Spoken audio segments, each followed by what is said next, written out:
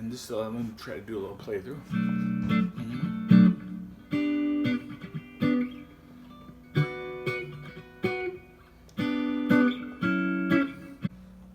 Hey YouTube, I'm going to teach this song by Foster the People.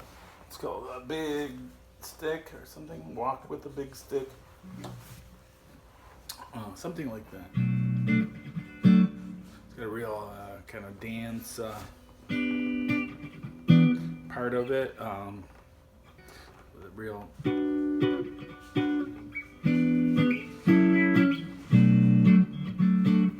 kind of slick dance disco groove kind of, and then it's got a kind of a throwback 1950s retro like vocal groups of the 50s, of the late 50s, and even like early Beach Boys.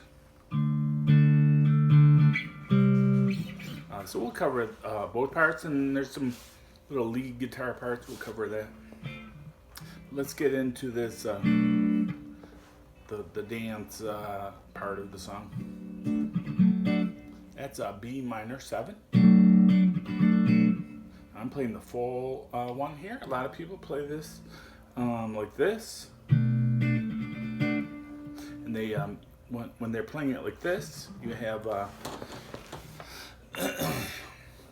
your middle finger on the 6th string root, which in this case is at the 7th fret, and then that middle finger is muting the A string, and then your ring fingers kind of playing like the next 2 or 3.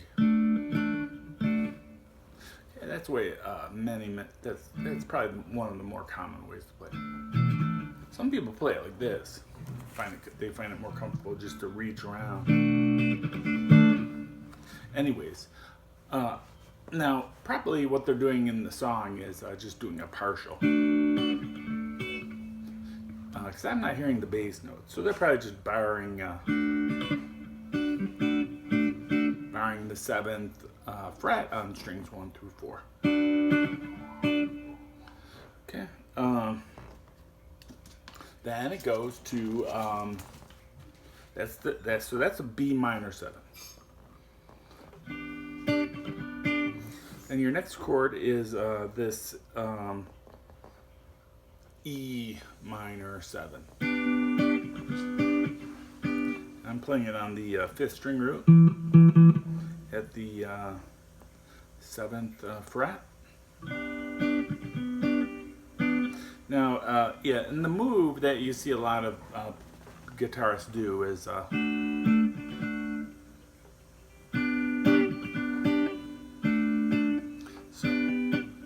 lot of Rolling Stones music has this little riff, but they're using it in a different way, so we won't get into that. But this is a common move. So you're playing B minor 7, and then you just slam down your 2 fingers. Okay, and that your 2nd finger for the E minor 7 is going to be at the 8th fret on the B string. Okay, so you got your 7, 8, 7, and then your ring finger is going to be on the 9 on the D string, and then the root would be at the 7 on the A string. But when people play it, oftentimes they don't play that root; they just play it on the top 4 strings. And then the next chord is what is it? Yeah, it's this one. I find it a little hard to squeeze all my fingers in there.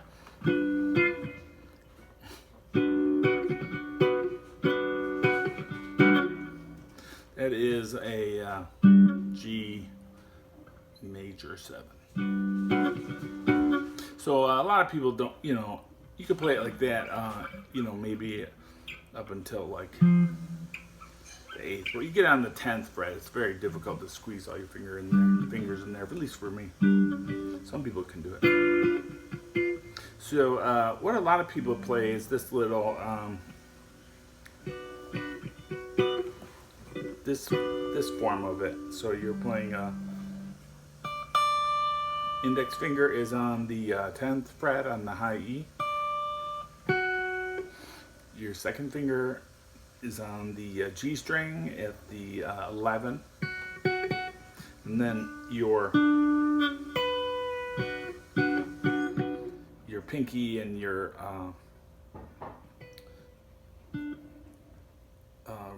your ring finger are on the 12th fret. So these three fingers make a little triangle that's pointing that way, and you got this one. Now here's a little interesting thing though. If you take this D minor shape that you learn, most people learn this D minor shape in the open position. You can move that up to the 10th fret and play the top 3 strings, and you can substitute that for the G major 7, because you see actually all the that shape is within this larger shape of the major 7 chord. So you're just playing top 3 strings. So you could play it like this.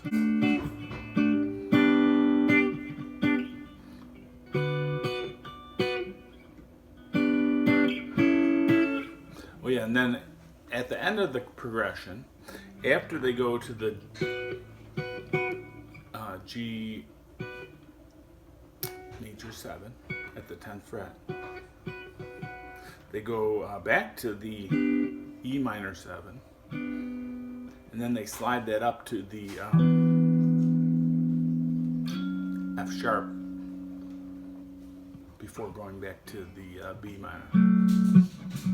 So it's, you know, I tend to think of it, I don't think of it that way, I just tend to think like 7th fret minor on the 6th string root. Still at the 7th fret, but we're on the 5th string root. That's the E minor. Then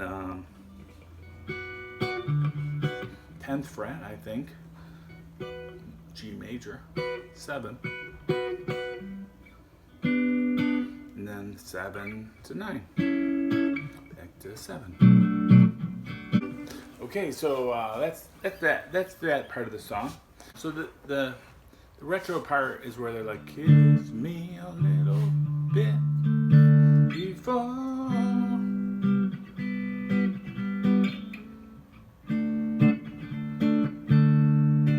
So that is D major. You could just go to C major. Or if you want, you could go to C major 7. Jazz it up a little.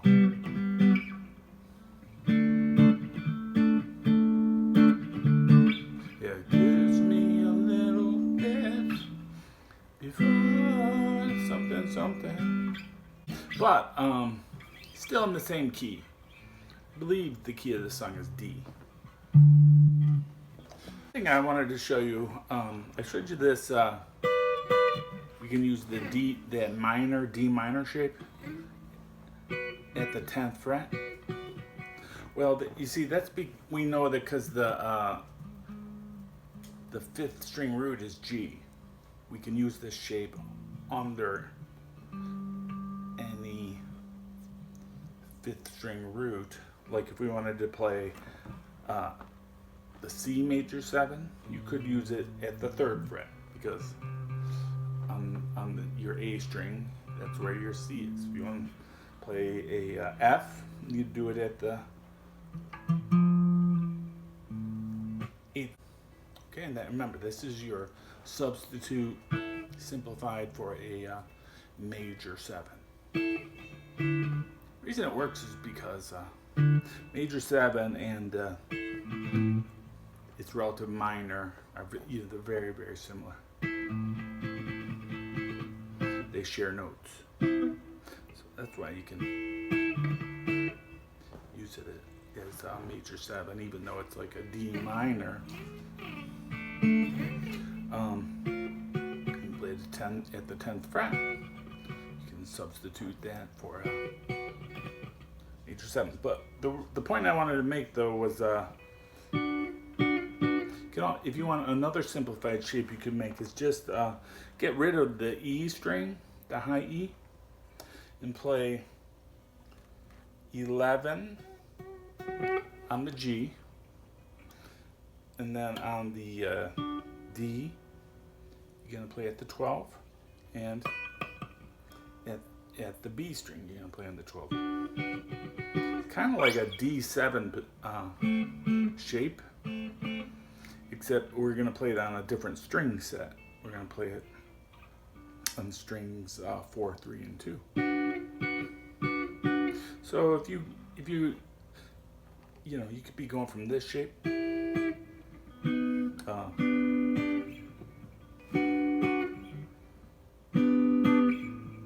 it might be a little easier for you. So that's another partial chord shape you can use for the major 7.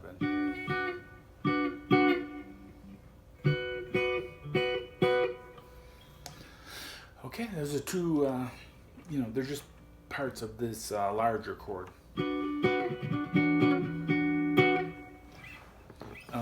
And you can look up a chord diagram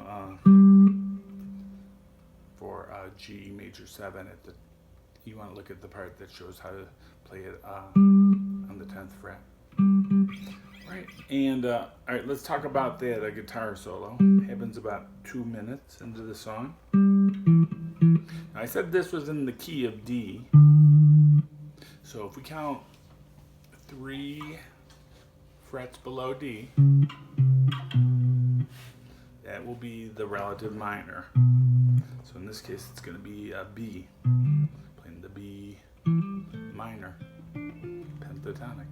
That will give you the major scale.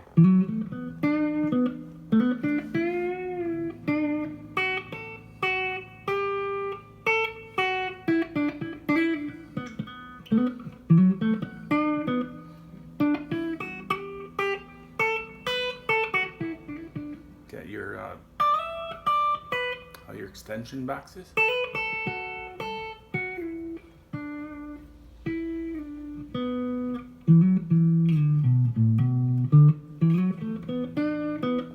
That's what they're kind of playing, like major pentatonic B, but remember you're going to think of it as the B minor pentatonic. You're just playing the relative minor.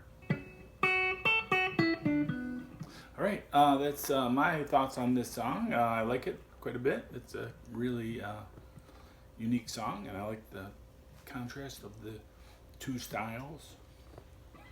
It's kind of, I like that kind of